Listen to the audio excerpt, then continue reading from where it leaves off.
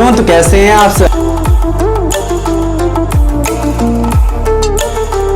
पढ़ाई आसान है। तो बच्चों अब हम लोग क्या पढ़ेंगे, इलेक्ट्रोकेमिकल सेल पढ़ेंगे। ठीक है, इलेक्ट्रोकेमिकल सेल से हम लोग समझते क्या है, समझते हैं इसे। इलेक्ट्रोकेमिकल सेल क्या होगा?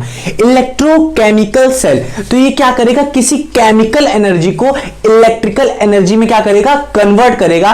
तो जो सेल कन्वर्ट करेगा इसे, उसे क्या कहेंगे, इलेक्ट्रोकेमिकल सेल। देखिए मैंने क्या लिखा है, इलेक्ट्रोकेमिकल सेल। जैसे कि हम लोग अपने टीवी का रिमोट देखते हैं, उसमें क्या करते हैं, कोई सेल लेके आते हैं और उसको डालते हैं, तब क्या करते हैं, टीवी को ऑन करते हैं, तब वो क्या होती है, टीवी चलती है। ठीक है, समझ में आ रहा है ना? तो उस बैटरी में कुछ केमिकल एनर्जी होती है, जिसकी वजह से क्या होता है, कुछ इलेक्ट्रिकल एनर्जी बन रही होती है, जिसकी वजह से बैटरी चल रही होती है। ठीक है, तो इसमें हमने क्या लिखा है, the cell which convert chemical energy into electrical energy is called electrochemical cell. हमें फिजिक्स में बस इतना ही पढ़ना है, ज्यादा नहीं। अगर डीप में जाएंगे, अच्छे से पढ़ेंगे, पूरा डीप में जाएंगे तो बहुत ज्यादा समय लग जाएगा। ठीक है, मैं चाहता था आपको पढ़ा दूं, बट मैं आपको पढ़ाऊंगा, जरूर पढ़ाऊंगा, एक अलग सेपरेट वीडियो में। ठीक है, समझ में आ रहा है? तो इसमें क्या होता है, कुछ ये सेल होती है जिनमें कुछ होता है, कोई एनोड होता है, कोई कैथोड होता है। तो इसमें क्या होता है, जब सर्किट कंप्लीट कर दी जाती है, क्या हुआ, अभी अगर सर्किट नहीं कंप्लीट किया गया है तो करंट का फ्लो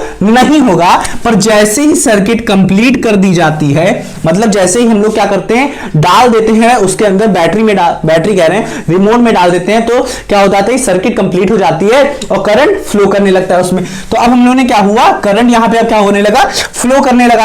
अब जब करंट फ्लो करने लगा, एक चीज और बच्चों, जब यहां पे करंट फ्लो करेगा तो यहां पे अंदर एक होगा इंटरनल रेजिस्टेंस। देख रहे हैं आप, यहां पे क्या है, एक इलेक्ट्रोलाइट है, हाँ कि ना, एक इलेक्ट्रोड है, और इनके बीच का जो डिस्टेंस करता है, इन पे क्या होता है, इन पे एक ये होता है, यहां पे एक होता है रेजिस्टेंस पैदा होता है, जिसको हम लोग कहते हैं इंटरनल रेजिस्टेंस कहते हैं। क्या कहते हैं, इंटरनल रेजिस्टेंस, जो कि डिपेंड करता है nature of electrolyte, nature of electrode, हाँ कि ना, और डिस्टेंस बिटवीन द इलेक्ट्रोड, हाँ कि ना, ये हो गया इन दोनों के बीच की डिस्टेंस। इन सब पे क्या करता है, ये रेजिस्टेंस डिपेंड करता है, क्योंकि जो क्या हो रहा है, जो करंट हो रहा है वो यहां से यहां जा रहा है, और इनके बीच में क्या है, कोई इलेक्ट्रोलाइट है। अब जब करंट जाएगा तो उनके बीच में आ रहा है ये सब इलेक्ट्रोलाइट, तो भिड़ के जाएगा, तो इसी वजह से रेजिस्टेंस भी क्रिएट होगा। समझ में आ रहा है? और ऐसे ही होगा इसमें इलेक्ट्रोलाइट में। तो आपको इतना समझ में आया कि नहीं, हाँ कि ना? तो इसका मतलब हुआ कि इसके अंदर कुछ रेजिस्टेंस होता है। इतना समझ में आया? तो चलिए आप लिखिए, अभी हम लोग एक ईएमएफ पढ़ेंगे। ठीक है, लिखिए इसे।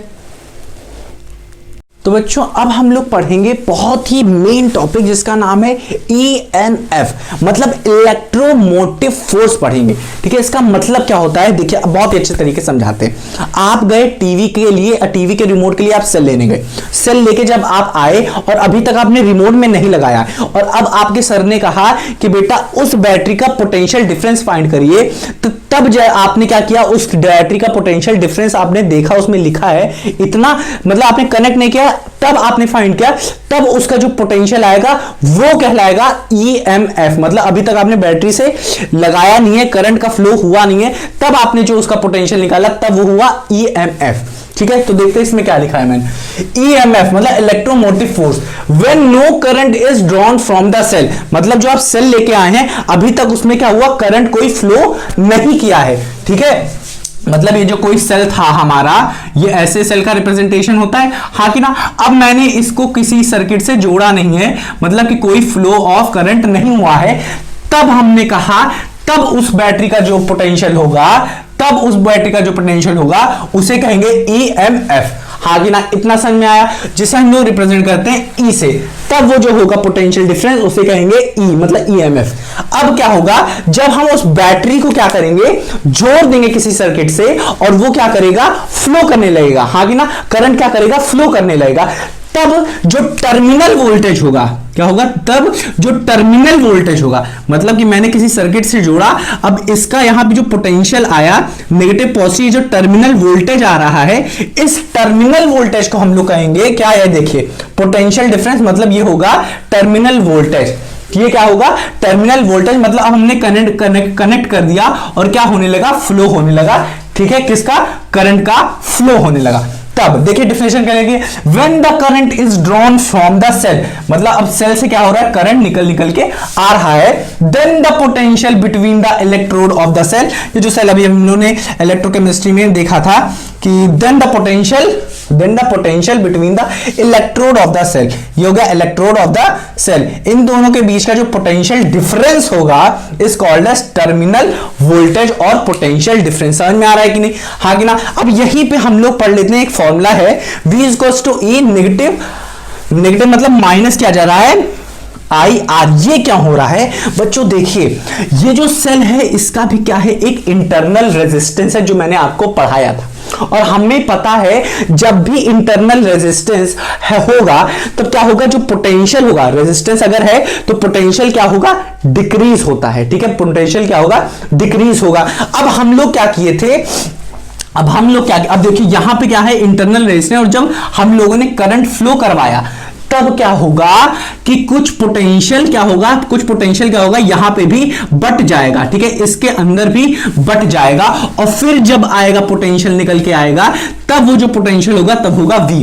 तो मतलब जो V होगा वो होगा हमारा क्या, यहां पे जो टर्मिनल वोल्टेज होगा वो क्या होगा, जब हम लोग सेल लेके खरीद के आए तब उसमें ज्यादा था क्या, पोटेंशियल, तो हो गया वो E हो गया, हाँ कि ना। अब क्या था, इस सेल के अंदर क्या था, कुछ रेजिस्टेंस था, तो अब जब कुछ रेजिस्टेंस है, हाँ कि ना, रेजिस्टेंस है, और फिर बाद में हमने उसमें से करंट पास किया है, तो मतलब IR पास किया है, मतलब कुछ I और छोटा सा रेजिस्टेंस मतलब R पास किया है, हाँ कि ना। अब यही जो potential IR V equals to IR होता है, यही जो पोटेंशियल है वो क्या हो गया, यहां पे बढ़ गया है छोटा सा V1, और फिर जो निकला है वो है V, तो यहां पे हो जाता है क्या, जो एक्चुअल V निकल के आता है टर्मिनल वोल्टेज, वो उससे हम लोग क्या करते हैं, इसको माइनस कर देते हैं, तब हमें मिलता है ये V, क्या मिलता है, टर्मिनल वोल्टेज। इतना समझ में आया, तो चलिए इसको लिखे पहले अच्छे से। अब